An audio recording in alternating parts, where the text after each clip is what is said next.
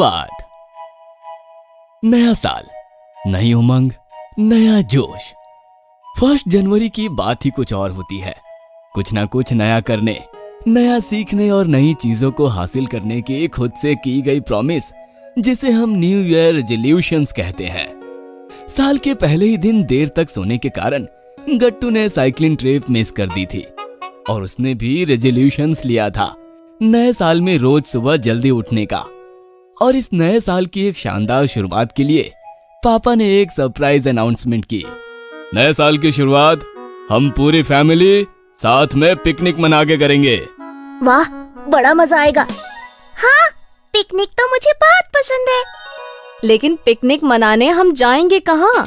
अरे शहर के बाहर एक खूबसूरत सी जगह है, लेक के किनारे कैंप साइट। मैंने ऑलरेडी वहाँ एक फैमिली टेंट की बुकिंग कर ली है। वाह, लेक के किनारे, ये तो बहुत सुंदर सी जगह होगी। हाँ जल्दी चलो, निकलते हैं। ऑलमोस्ट 1 आवर की ड्राइव है यहाँ से। पिकनिक के प्लान से मम्मी, गट्टू और चिंकी काफी खुश हो जाते हैं। गट्टू और चिंकी पैकिंग में मम्मी की हेल्प करने लगे। गट्टू ने music system, binoculars, folding chair और फुटबॉल को कार में रख लिया। वहीं चिंकी ने मम्मी के साथ मिलकर snacks, napkins, paper plates, thermo flask में चाय जैसी कई चीजें पैक कर ली। चिंकी ने अपनी ड्राइंग बुक और पेंटिंग बॉक्स भी रख लिया, क्योंकि उसे लेक और उसके आसपास की खूबसूरत दृश्य को पेंट करने का मन था। सारी चीजें कार में रखने के बाद चिंकी, गट्टू, दादी माँ, मम्मी और पापा पिकनिक के लिए निकल पड़े। पापा एकदम स्मूथली कार चला रहे थे और कार के अंदर चिंकी और गट्टू ने अपना फेवरेट सॉन्ग चलाया हुआ था। थोड़ी दूर जाने के बाद दादी माँ ने पापा से पूछा, ये रास्ता तो गणेश मंदिर होते हुए जाता है ना? हाँ, अभी 10 मिनट में गणेश मंदिर आ जाएगा। फिर हम सब वहाँ थोड़ी देर रुक जाएंगे।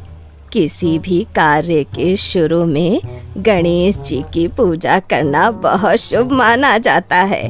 तो क्यों ना हम आज नए साल की शुरुआत गणेश जी को मंदिर में प्रणाम करके करें, हैं? हाँ माँ जी, ये तो बहुत ही अच्छी बात होगी। पापा को भी दादी माँ का ये आइडिया बहुत अच्छा लगा और गणेश मंदिर के पास उन्होंने कार रोक दी। गणेश मंदिर बहुत ही भव्य था।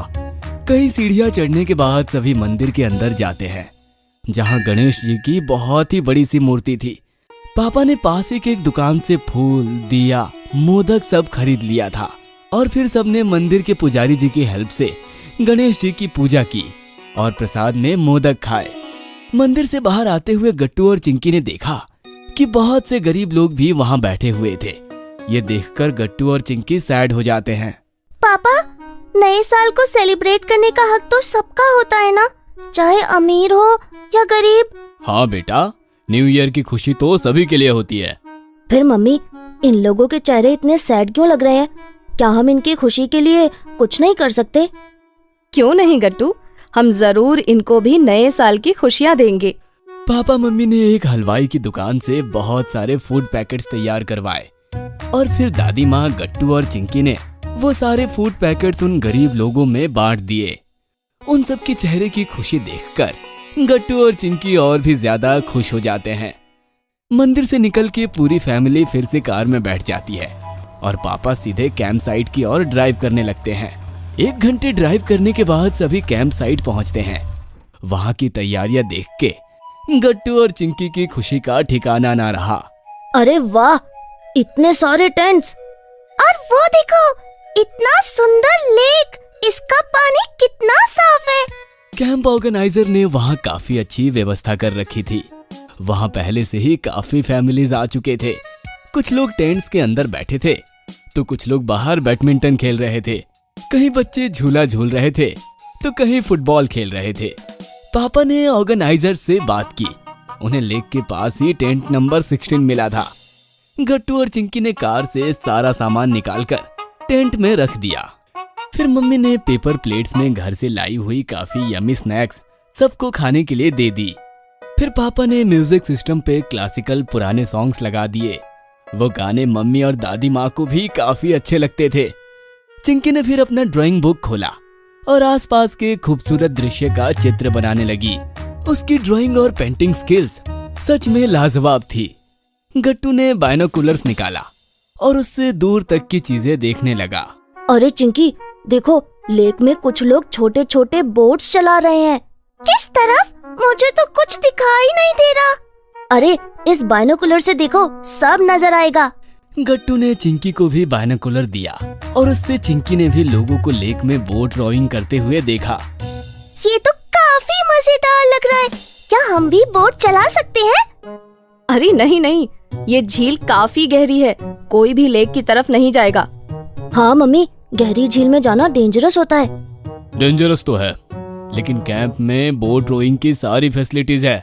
Safety jackets, trend instructors, life guards सभी है। तो क्या हुआ, बोटिंग करना जरूरी तो नहीं? बोटिंग करना जरूरी नहीं, लेकिन अपने अंदर के डर को मिटाना बहुत जरूरी है। हम लंच के बाद बोटिंग करने चलते हैं। मुझे तो बहुत डर लगता है। मुझे भी। पापा के प्लान के हिसाब से सबने लंच करने के बाद थोड़ी देर आराम किया, फिर बोटिंग सेक्शन की तरफ चल दिए। दादी माँ लंच के बाद 1-2 घंटे सोना पसंद करती थी। वो टेंट में आराम से सो गई। कैंप के इंस्ट्रक्टर ने उन्हें एक बहुत ही प्यारी सी छोटी बोट दिखाई और उसे रॉ करने की टेक्निक्स भी बताई।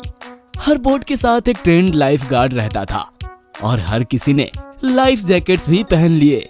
उसके बाद सब बोट में बैठ गए और धीरे धीरे उसे रॉ करते हुए झील में अंदर की ओर चल दिए। शुरू में थोड़ी देर तो मम्मी, गट्टू और चिंकी को डर लगता रहा, लेकिन 15-20 मिनट के बाद उनका डर दूर हो गया। अब वो भी पापा के साथ मिलकर बोट रोइंग करने लगे और उस सुंदर से लेक के एकदम बीच पहुंच गए। कितना अमेजिंग लग रहा है। हाँ, पहली बार ऐसा एक्सपीरियंस कर रहे हैं। अच्छा हुआ जो मैं भी साथ में आ गई, वरना हमेशा मेरे अंदर ये डर ही बैठ जाता। मैं इसलिए तो तुम सबको यहाँ साथ लेकर आना चाहता था। काफी देर तक बोट रोइंग का आनंद लेने के बाद वो सब किनारे की तरफ चल दिए।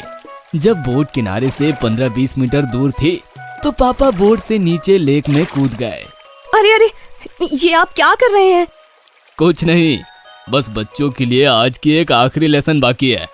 गट्टू और चिंकी सरप्राइज्ड होकर पापा को देखते रहे, जो अब बोट के नीचे लेक में फ्लोट कर रहे थे।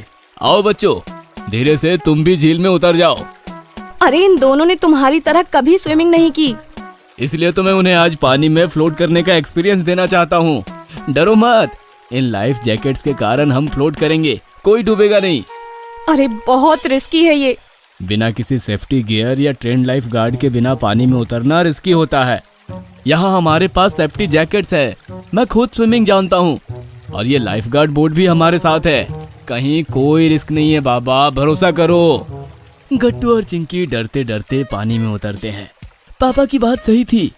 पानी में पूरा उतरने के बाद ही उन्होंने महसूस किया कि सेफ्टी जैकेट्स के कारण उनकी बॉडी नेचुरली पानी में फ्लोट कर रही थी। फिर पापा ने उन्हें स्विमिंग के 1-2 बेसिक टिप्स दिए। अब पानी के अंदर गट्टू और चिंकी को काफी मजा आ रहा था। थोड़ी देर तक मस्ती करने के बाद सभी झील से बाहर आ जाते हैं और अपने टेंट की ओर चलते हैं। टेंट में जब गट्टू और चिंकी ने दादी माँ को स्विमिंग की बात बताई तो वो भी सरप्राइज्ड हो गईं। पर साथ ही साथ गट्टू और चिंकी की हिम्मत देखकर उन्हें काफी प्राउड फील हुआ।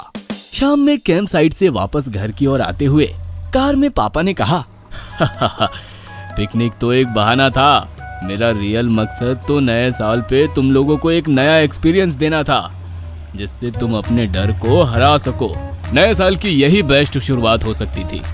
नए साल की शानदार शुरुआत।